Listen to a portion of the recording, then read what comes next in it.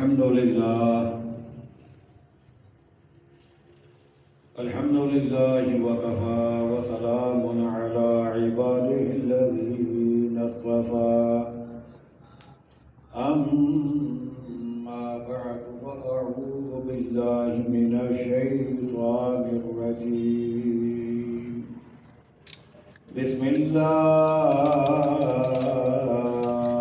الرحمن الرحيم ويسألونك عن المحيض قل هو أذى فاعتزلوا النساء في المحيض ولا تقربوهن حتى يطهرن فإذا تطهرن فأتوهن من حيث أمركم الله إن الله يحب التوابين ويحب المتطهرين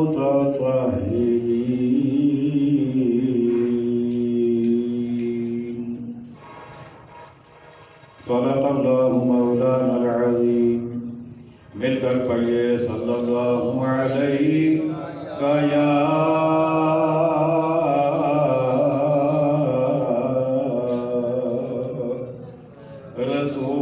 رسول اللہ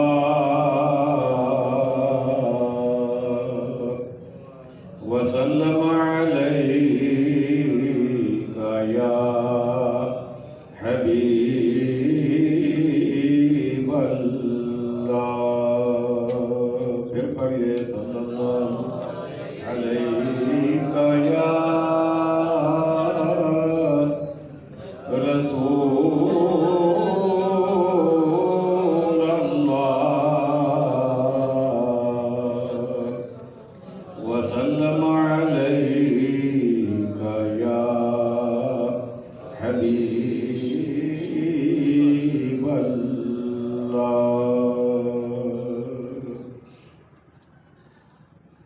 واجب صدر عظیم، سامعین محتشم، حاضرین مکرم، عشاقان مصطفیٰ کریم علیہ السلام، جان نثاران صحابہ کرام، محبان اہل بیت عظام اور عقیدت مندان اولیاء کرام، اللہ تعالیٰ جل جلالہ کے فضل و کرم سے اور اس کے لطف و احسان سے سورۃ البقرہ آیت نمبر 222 سے آج کے سبق کا آغاز ہو رہا ہے. تفسیر قرآن کے سلسلہ میں آج ہم اس آیت مبارکہ سے اپنی گفتگو کا آغاز کر رہے ہیں. دعا ہو رہی ہے خالق کائنات حق کہنے کی، سننے کی، سمجھنے کی، عمل کرنے کی، آگے پہنچانے کی توفیق عطا فرمائے. اس رکوع سے عورتوں کے مسائل، نکاح کے مسائل، طلاق کے مسائل، ان کا آغاز ہو رہا ہے. ارشاد فرمایا وَيَسْأَلُونَكَ عَنِ الْمَحِيضِ، اور تم سے پوچھتے ہیں حیض کا حکم. قُلْ هُوَ أَذًى، تم فرماؤ وہ ناپاکی ہے. فَاعْتَزِلُوا النِّسَاءَ فِي الْمَحِيضِ، تو عورتوں سے الگ رہو حیض کے دنوں. وَلَا تَقْرَبُوهُنَّ حَتَّى يَطْهُرْنَ، اور ان سے نزدیکی نہ کرو جب تک پاک نہ ہو لیں. فَإِذَا تَطَهَّرْنَ فَأْتُوهُنَّ مِنْ حَيْثُ أَمَرَكُمُ اللَّهُ، پھر جب پاک ہو جائیں تو ان کے پاس جاؤ جہاں سے تمہیں اللہ نے حکم دیا. ان اللہ یحب التوابین، بے شک اللہ پسند رکھتا ہے توبہ، بہت توبہ کرنے والوں کو، وَيُحِبُّ الْمُتَطَہِّرِينَ، اور پسند رکھتا ہے ستھروں کو۔ سبحان اللہ، بے شک سبحان اللہ۔ اس آیت کریمہ میں عورتوں کی ایک بیماری کا ذکر ہوا جسے حیض کہتے ہیں، جسے ماہواری بھی کہتے ہیں، پیریڈز بھی کہتے ہیں، انگلش میں مینسز کہتے ہیں۔ وہ بیماری کہ جس کے دوران عورت نہ نماز پڑھ سکتی ہے، نہ روزہ رکھ سکتی ہے، نہ قرآن مجید کو چھو سکتی ہے، نہ اسے پڑھ سکتی ہے۔ اس کا دورانیہ کم از کم 3 دن اور زیادہ سے زیادہ 10 دن ہے۔ اگر کسی عورت کو خون آنا شروع ہوا اور 3 دن سے کم میں بند ہو گیا تو اس کا مطلب یہ ہوگا کہ یہ حیض نہیں تھا، یہ کوئی اور مرض تھا۔ اور اگر شروع ہوا اور 10 دن سے اوپر چلا گیا تو اس کا مطلب بھی یہ ہوگا کہ یہ حیض کا خون نہیں تھا، یہ کوئی اور بیماری تھی۔ حیض کے لیے ضروری ہے کہ کم از کم 3 دن، اس سے کم نہ ہو، اور زیادہ سے زیادہ 10 دن، اس سے زیادہ بھی نہ ہو۔ 3 سے 10 کے درمیان میں کبھی بھی خون رک جائے تو اس کا مطلب یہ ہوگا کہ یہ حیض ہے۔ اور ایک حیض سے دوسرے حیض کے درمیان کم از کم 15 دن کا وقفہ بھی ضروری ہے۔ اگر 15 دن سے کم میں دوبارہ خون آ جائے تو وہ بھی پھر اس کے مسائل کچھ اور ہوں گے۔ تو یہ جو بیماری ہے، اس میں یہودیوں کا طرز عمل یہ تھا کہ وہ عورتوں سے بہت زیادہ نفرت کا اظہار کرتے تھے ان دنوں میں۔ ان کے ساتھ اٹھنا بیٹھنا، ان کے ساتھ گفتگو کرنا، ان کے ساتھ بات چیت کرنا بالکل وہ روک دیتے تھے، بلکہ بعض تو انہیں الگ رہنے پر مجبور کرتے تھے۔ جبکہ یہ تو یہودیوں کا عمل تھا، اس کے برعکس نصارہ جو تھے ان کا طریقہ کار یہ تھا کہ وہ ان دنوں میں بھی عورتوں کے ساتھ مشغول رہتے تھے، اور عورتوں کے ساتھ وہ اپنے معاملات کافی بے تکلفی سے برتتے تھے۔ تو ان چیزوں کو سامنے رکھ کر اہل ایمان نے، مسلمانوں نے نبی کریم علیہ السلام سے پوچھا کہ یا رسول اللہ صلی اللہ علیہ وسلم، ہمارے لیے اس میں کیا حکم ہے، صحیح طریقہ کیا ہے؟ تو اس میں یہ بتایا گیا کہ عورت قابل نفرت نہیں ہے، اس سے آپ نے نفرت نہیں کرنی، وہ گھر کا فرد ہے، وہ قابل عزت ہے۔ پہلے کی طرح معاملات اس کے ساتھ اٹھنا بیٹھنا، کھانا پینا، بات چیت کرنا، گفتگو کرنا یہ بالکل جائز ہے، اس میں کوئی رکاوٹ نہیں ہے۔ البتہ یہ ہے کہ وہ اپنے طور پر نماز نہیں پڑھیں گی، ان دنوں میں روزہ نہیں رکھیں گی، قرآن مجید نہیں پڑھیں گی، نہ دیکھ کر نہ زبانی، اور قرآن مجید کو وہ چھوئیں گی بھی نہیں۔ اور جہاں تک نمازوں کا تعلق ہے تو یہ نمازیں بعد میں بھی ان کے لیے معاف ہیں، ان کی قضا بھی نہیں کرنی۔ البتہ اگر رمضان شریف میں یہ حیض والی کیفیت انہیں طاری ہوتی ہے اور ظاہر ہے کہ اس میں انہوں نے روزہ نہیں رکھنا، لیکن بعد میں روزے وہ قضا کریں گی۔ اب اس کی وجہ یہ ہے کہ اگر نمازیں قضا کرنے کا بھی حکم دیا جاتا تو ہر مہینے میں نمازیں آتی ہیں۔ اب 10 دن کی نمازیں 50 نمازیں بن جاتی ہیں، تو ہر مہینے پھر 50 نمازیں قضا کرنا ان کے لیے مشقت تھا، اس لیے اللہ نے اس کے لیے معافی دے دی۔ لیکن رمضان چونکہ سال میں ایک دفعہ آنا ہوتا ہے، تو سال میں اگر 10 روزے اضافی رکھنے پڑ جائیں تو یہ کوئی زیادہ مشقت والی بات نہیں ہے۔ یہ تو ان کے حوالے سے ہے۔ مردوں کے حوالے سے یہ ہے کہ تم نے معاملات باقی سارے ویسے ہی رکھ لیں، لیکن تم ان کے ساتھ صحبت نہیں کر سکتے، ان دنوں میں مباشرت نہیں کر سکتے، یہ تمہیں منع ہے۔ تو رب نے فرمایا فَاعْتَزِلُوا النِّسَاءَ، پہلے فرمایا ہوا اذن، فرمایا یہ ناپاکی ہے، اس ناپاکی میں تم ان کے ساتھ صحبت مباشرت ہم بستری نہیں کر سکتے۔ پھر جب پاک ہو جائیں تو ان کے پاس جاؤ جہاں سے تمہیں اللہ نے حکم دیا، یعنی پھر ان کے ساتھ ہم بستری ہو سکتی ہے، جائز ہو جائے گی۔ لیکن رب نے فرمایا من حیث امرکم اللہ، جہاں سے تمہیں اللہ نے حکم دیا، جائز طریقے سے۔ اب ظاہر ہے کہ جو اسلام نے ایک طریقہ بتایا ہے، ایک مخصوص راستہ بتایا ہے، اسی کی طرف اشارہ کیا جا رہا ہے۔ پھر فرمایا کہ بے شک اللہ پسند رکھتا ہے بہت توبہ قبول کرنے والوں کو، اور پسند رکھتا ہے ستھروں کو۔ یعنی اگر اس سے پہلے جانے انجانے میں اس معاملے میں تم سے غلطی ہو گئی ہو تو توبہ کرو، اللہ توبہ قبول کرنے والوں کو پسند فرماتا ہے، اور صاف رہنے والوں کو، بے شک سبحان اللہ، ستھرا رہنے والوں کو بھی اللہ پسند فرماتا ہے۔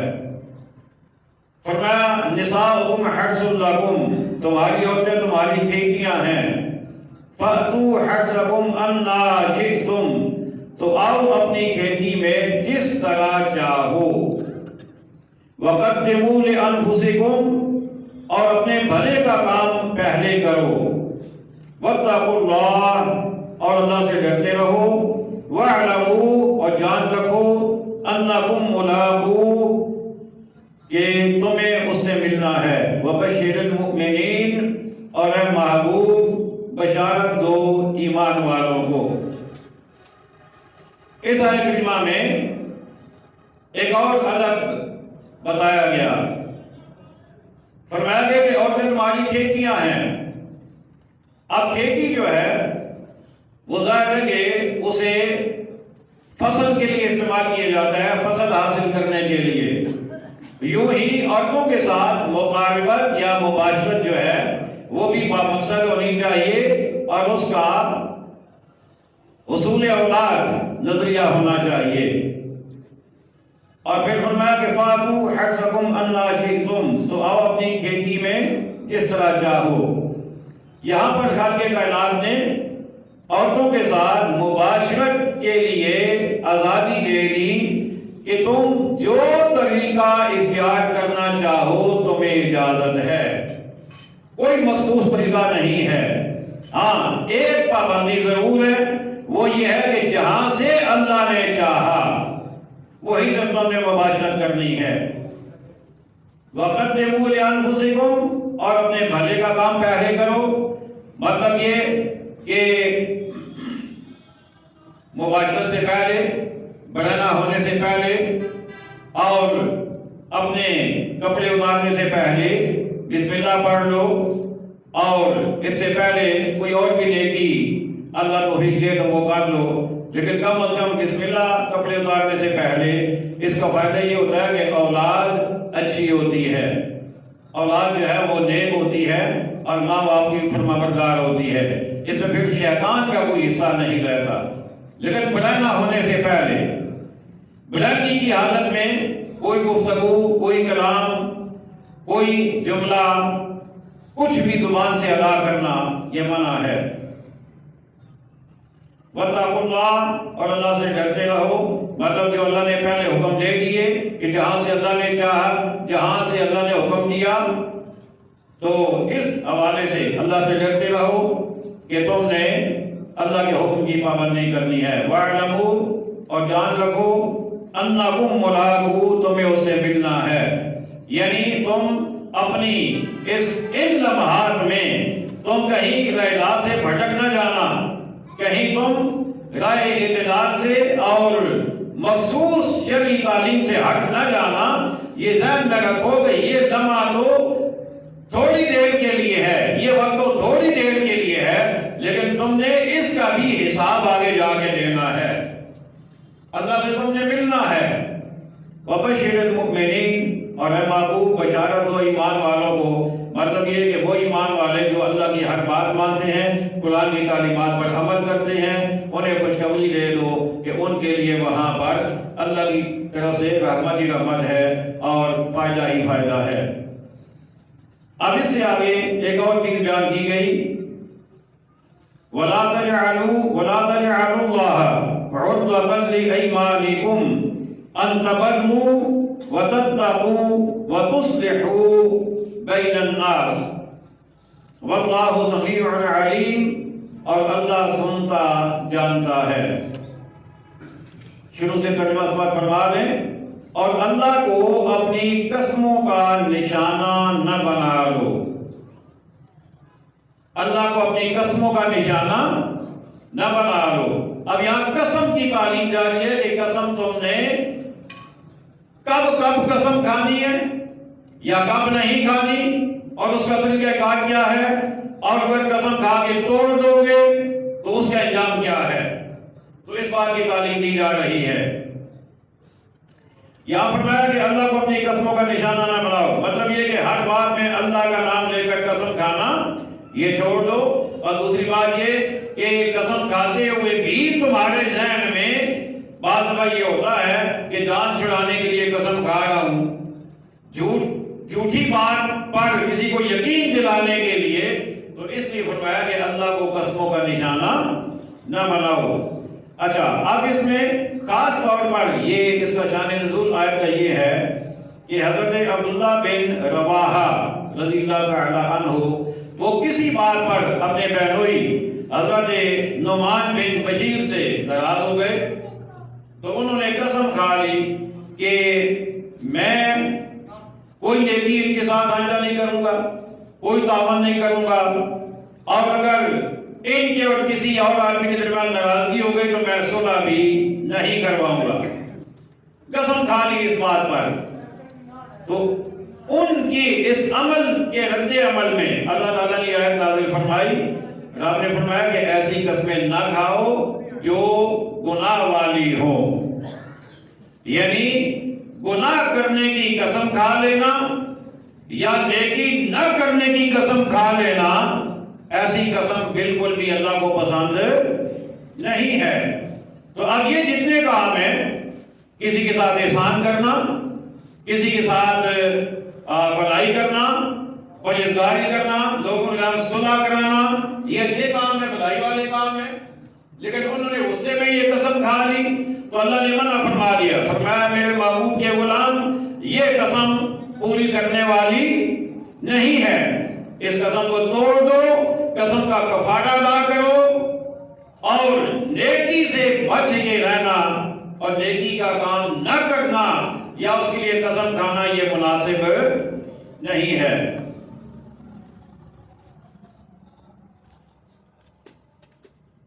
واللہ سمیع علیم، اور اللہ سنتا جانتا ہے۔ لا یؤاخذکم اللہ باللغو فی ایمانکم ولکن یؤاخذکم بما کسبت قلوبکم واللہ غفور حلیم۔ اللہ تمہیں نہیں پکڑتا ان قسموں میں جو بے ارادہ زبان سے نکل جائیں۔ پھر توجہ کیجیے، اللہ تمہیں نہیں پکڑتا ان قسموں پر جو بے ارادہ زبان سے نکل جائیں۔ جیسے بعض لوگوں کی عادت ہوتی ہے تکیے کلام کے دور میں ہر بات میں قسم کھاتا ہوں جی، قسم جی اس میں ہی ہویا، تو عادتاً، تو ایسی قسمیں جو عادتاً ہوں بغیر سوچے سمجھے، بغیر ذہن میں کوئی ارادہ کیے، تو ایسی قسموں کے بارے میں اللہ فرما رہا ہے کہ ایسی قسموں پر اللہ تمہیں پکڑتا نہیں ہے، اس پر تمہیں کوئی عذاب، کوئی گناہ اس کا نہیں ہوگا۔ وَلَٰكِن يُؤَاخِذُكُم بِمَا كَسَبَتْ قُلُوبُكُم، ہاں اس پر گرفت فرماتا ہے جو کام تمہارے دل نے کیے، یعنی تم نے قسم کھائی اور سوچ سمجھ کے کھائی اور تھی بھی غلط، تو اس پر اللہ تمہیں پکڑے گا۔ واللہ غفور حلیم، اور اللہ بخشنے والا علم والا ہے۔ اب یہاں پر علماء فرماتے ہیں قسم کی 3 قسمیں ہیں۔ ایک ہے قسم لغو جس کا پہلے ذکر ہوا کہ بغیر سوچے سمجھے کوئی قسم کھا لینا، کوئی ارادہ بھی نہ کرنا، ویسے ہی تک یہ کلام کسی نے بنایا ہوتا ہے، تو ایسی قسمیں جو ہیں یہ قسمیں یا لغو اسے کہتے ہیں لام غین واو، تو اس پر کوئی پکڑ نہیں ہے۔ اس کے بعد ایک قسم ہے جسے کہتے ہیں قسم غموس۔ قسم غموس یہ ہوتی ہے کہ بندے نے اپنے ذہن سے گزشتہ کوئی واقعہ تھا، اپنے ذہن سے اس نے پوری سوچ سمجھ کے اس کو درست سمجھتے ہوئے قسم کھائی، لیکن حقیقت میں وہ درست نہیں تھا، یا جب وہ قسم کھا رہا تھا تو اس کا ذہن یہ نہیں تھا کہ میں جان بوجھ کے غلط قسم کھا رہا ہوں، لیکن وہ بات بھول چکا تھا اور بھول کر اس نے کسی بات پر قسم کھا لی کہ یہ ایسے تھا نہ کہ ویسے نہیں تھا۔ تو ایسی قسم جو ہوتی ہے اس پر بھی پکڑ نہیں ہے اور اس پر کا بھی کوئی کفارہ نہیں ہے۔ ایک ہے قسم منعقدہ۔ منعقدہ یہ ہے کہ بندہ ایسی بات پہ قسم کھائے جو مستقبل کے حوالے سے ہو اور پھر اسے یا تو پورا کرے، اگر پورا نہیں کرے گا تو پھر اسے اس کا کفارہ ادا کرنا پڑے گا۔ اگر پورا نہیں کر سکتا یا اگر غلط بات پہ قسم کھا لی ہے کہ میں یہ کام کروں گا، حالانکہ وہ کام ہی غلط ہے، وہ کرنے والا نہیں ہے، تو ایسی قسم کو بھی توڑ دینا ضروری ہے اور اس پر کفارہ ادا کرنا ضروری ہے۔ اور جو کام تو ٹھیک ہے، قسم بھی اس نے کہا نہیں تھی کہ میں یہ کام کروں گا لیکن کر نہیں سکا، تو اب بھی اس پر کفارہ ضروری ہوگا۔ اب قسم کا آسان ترین کفارہ آپ کو بتا رہا ہوں، ویسے 3 طریقے ہوتے ہیں لیکن سب سے آسان کفارہ یہ ہے کہ 3 دن کے روزے رکھ لیے جائیں، یہ سب سے آسان ہے۔ باقی 10 مسکینوں کا کھانا بھی ہے 2 وقت کا اور 2 ماہ کے مسلسل روزے بھی ہیں، یہ 3 طریقے ہیں، لیکن سب سے آسان یہی ہے کہ اگر کوئی بندہ کوئی قسم کھا بیٹھا ہے اور قسم ایسی ہے جو کام اچھا نہیں ہے بھی مستقبل کے حوالے سے، تو اس بندے کو چاہیے، جیسے بعض بندے غصے میں آ کر کہتے ہیں کہ آج کے بعد میں اپنے پڑوسی سے نہیں بولوں گا، میں قسم کھاتا ہوں، تو یہ شریعت کے خلاف بات ہے۔ شریعت تو 3 دن سے زیادہ کسی کو ناراض کرنے کی اجازت نہیں دیتی، تو اس نے ہمیشہ کے لیے نہ بولنے کی قسم کھا لی، تو اب اسے چاہیے کہ قسم اپنی توڑ دے اور قسم کا کفارہ ادا کرے، 3 روزے رکھ لے۔ للذین یؤلون من نسائہم، وہ جو قسم کھا بیٹھتے ہیں اپنی عورتوں کے پاس جانے کی، تربص 4 اشہر، انہیں 4 مہینے کی مہلت ہے، فَإِنْ فَاءُوا فَإِنَّ اللَّهَ غَفُورٌ رَحِيمٌ، پس اگر اس مدت میں پھر آئے یعنی اپنی قسم سے باز آ جائے تو اللہ بخشنے والا مہربان ہے۔ اب اس آیت کو بھی خاص طور پہ سمجھیں، یہ مسائل آج کے اور آگے تقریباً کچھ مسائل 2-3 جمعے اور بھی چلیں گے، یہ ایسے مسائل ہیں جو شادی شدہ حضرات کو زیادہ ان پہ توجہ دینی چاہیے۔ بہت ساری باتیں ہیں جو ہمیں پتہ نہیں ہوتی، ہم اس میں غلطی کر رہے ہوتے ہیں، تو اللہ تعالیٰ نے قرآن میں ہر چیز کو واضح طور پہ بیان فرما دیا ہے۔ اب یہ جو قسم ہے اسے کہتے ہیں ایلا، قسم کھا لینا۔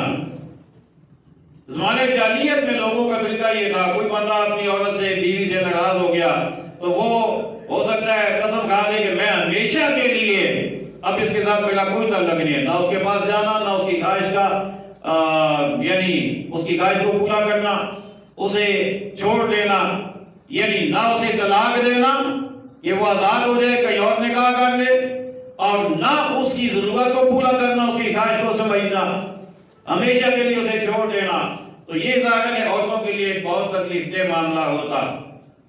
تو رب نے ایمان والوں کو یہ فرمایا کہ اگر تمہیں کسی بات پر عورت سے ناراضگی یا کوئی تمہاری رنجش ہو گئی ہے اور تم اس کے پاس نہیں جانا چاہتے، تو اگر کوئی آدمی ایسی قسم کھا لیتا ہے کہ میں آئندہ اس کے پاس نہیں جاؤں گا، تو اس کے لیے 4 ماہ کی مدت مقرر کی گئی ہے۔ کتنی؟ سارے بولیے۔ 4 ماہ کی مدت مقرر کی گئی ہے کہ 4 ماہ گزرنے سے پہلے پہلے یا اپنی قسم توڑ دو اور اس کا کفارہ ادا کرو اور عورت سے اپنے معاملات ٹھیک کر لو۔ اگر 4 ماہ گزرنے پر بھی گزر گئے، 4 ماہ کے اندر تم نے رجوع نہیں کیا، تم نے عورت کے ساتھ کوئی معاملہ نہیں کیا، اس کے بعد خود بخود عورت کو ایک طلاق بائن ہو جائے گی۔ طلاق بائن کا مطلب یہ ہے کہ اب تمہارا اس کے ساتھ دوبارہ نکاح کے بعد تم اس سے مل سکتے ہو، اس سے پہلے نہیں۔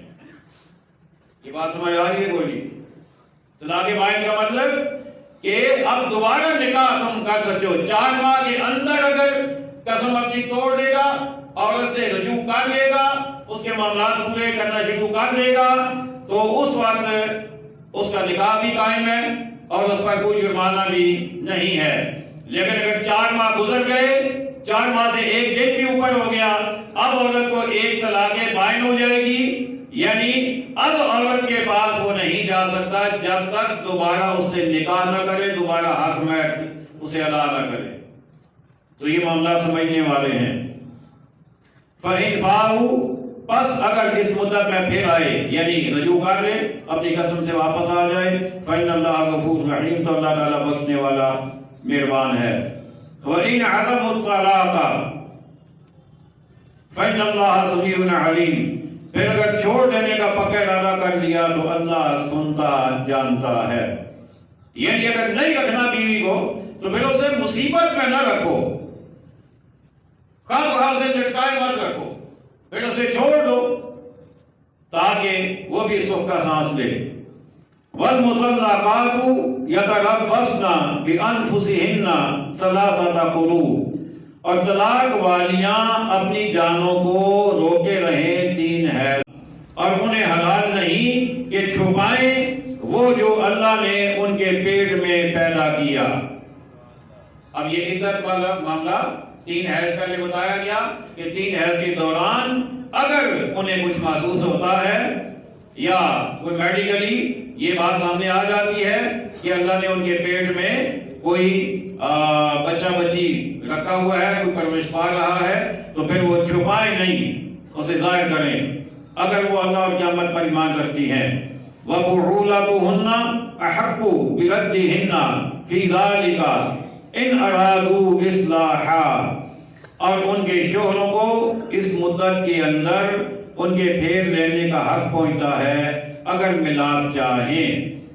یعنی اگر کسی آدمی نے طلاق رجعی دی، رجعی وہ دیا جس کے بعد رجوع ہو سکتا ہے بغیر دوبارہ نکاح کیے، تو اگر اس دوران مرد محسوس کرے کہ مجھ سے غلطی ہو گئی یا اس پہ غلطی ہو گئی تھی یا وہ اس پہ شرمندہ ہے، ہم دوبارہ مل سکتے ہیں، ہم دوبارہ اکٹھا رہ سکتے ہیں، تو پھر وہ مرد حقدار ہے اس کا شوہر کہ وہ اس سے رجوع کر لے۔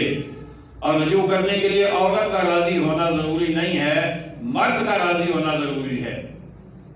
تو یہ عورت کو وہ واپس اپنے اگر وہ اس حوالے سے تو ضرور ہے کہ عورت آنا ہی نہیں چاہتی تو پھر مرد کیا کر سکے گا، پھر تو ظاہر ہے کہ، لیکن یہ ہے کہ اگر وہ کچھ کوشش کرنے سے مان سکتی ہے اور مرد بھی اپنی جو بھی معاملات ہے سمجھتا ہے کہ اب ہم پھر سے اکٹھے ہو سکتے ہیں، پھر اسے رجوع کا حق ہے اس دوران۔